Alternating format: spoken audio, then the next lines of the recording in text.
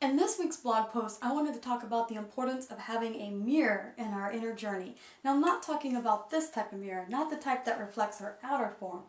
I'm talking about the type of mirror that can reflect our inner truth. So think reflecting inner light instead of this physical form. I'd like to cover what the heck a mirror is, why we need them in our journey, as well as how to know if one is right for you. And lastly, I'd like to share one of the strongest characteristics of a mirror that can last you for quite a long time in this journey. In other words, you're not going to grow past it. So first, a mirror is a teacher or a body of teaching that can be a little or a lot further down the path than where you currently are. So all that a mirror is doing is reflecting back to you a truth that already exists within. The only problem is that we're not conscious to that truth. So we want some sort of mirror that will help to pull out those layers, to allow our conscious awareness to expand and to unfold in that conscious recognition of the truth that lives within us. That's why it's so important to have a mirror. If we don't have them, it will be similar to a dog chasing its own tail. You're going a lot of circles, but you don't actually make any progress. And so we want to create that space to grow from. Because if you're only looking at yourself from your current conscious awareness or your current body of knowledge that you've attained and gained in this journey, you're not able to pull up that part that hasn't been discovered yet. So again, that's why it's so important to have a mirror, however many. You can have multiple mirrors, just allowing, putting that light on you to keep drawing that part of yourself out. So that covers what a mirror is, why it's important in our journey, and thirdly, I wanted to cover how you know if one is right for you. Well, the answer is really simple. The teaching resonates with you. When I started to read A Course in Miracles, I was being exposed to information that I had no prior conscious knowledge of in this lifetime. But it was resonating with me. With every page that I turned, with every sentence that I read, it was igniting something within me. So it was speaking to that deeper truth in me that I previously did not have conscious awareness of. So it was bringing it to my attention at a very rapid rate. Now, with you may pick up A Course in Miracles and you may read the first sentence and just feel like you want to throw the whole thing out the window. And that is completely fine. Our mirrors are perfectly suited to us, whether that's where we are in level of content or simply in packaging and style of delivery. So mirrors, the stronger mirrors carry similar content because they're all speaking the truth, but they're delivered in different packaging.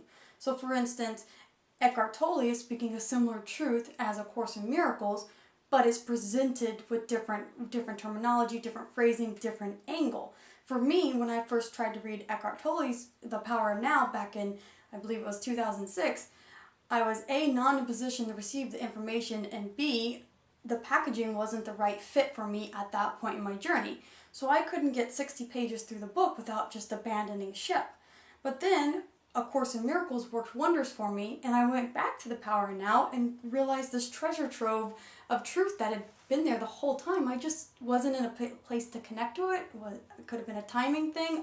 For sure was a timing thing, as well as the way the content was delivered. So again, don't discount when maybe your best friend or someone else that is another partner with you on this journey finds something that really resonates with them and you pick it up and think, this is crap, I don't get it, and totally discount it. I would say just know that was the perfect packaging for them, and that your perfect packaging is going to come in whatever form it's supposed to come in. So the more committed, your role is to stay committed to this. The more dedicated you are to your inner journey, the more open you are, or the way the universe conspires to bring you exactly what you need. So there's all these sparkling surprises that are waiting for you to find along your path. So just stay open, just stay committed to your inner path, and stay open to what comes your way, and feel that inner resonance. When you have that inner resonance, it doesn't matter how many people wrote some great reviews about their book or how many people said it was terrible. If it has that inner resonance with you, it is the right thing for you to have in that moment. And lastly, what I want to talk about is one of the characteristics of a super strong mirror, and that is the characteristic of reflecting no judgment. There is this person or this teaching is so far along that they are just reflecting back pure truth. There's no varying degrees of what that truth is. Now, the thing about this is this mirror can serve you for a long time in your path, all the way up to the point where you no longer have judgment in you. But if you're new to the path or in an earlier place in your path, you may not relate to it. So that's why mirrors have, it doesn't matter if a mirror is just a little bit further down the path than you are, or if it's a lot further down the path than you are. They all work to serve and pull you forward. And one of the things you'll have to notice is when you grow past the mirror that was only a little bit ahead of you, and you know you just have to look for that next one. And then there'll come a stage where you can, with the strong mirrors, are just constantly on you, just like magnifying all this, putting all of this light on all these places in yourself that you're unconscious to, so that you can bring that up, bring that truth out, and allow it to flourish in your conscious awareness.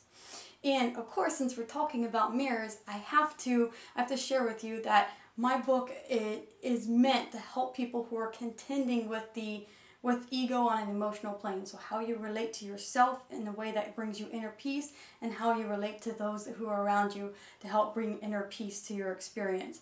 If that's somewhere where you are in your journey, I highly encourage you to check out A Call to the Heart to see if it's a good fit for you. And if it's not, no big deal, because I know you're going to find the perfectly tailored mirror for you. But again, stay open to all the sparkling surprises that are awaiting you, because the universe is conspiring to help you awaken so long as you're committed to it. And I'll catch you next week.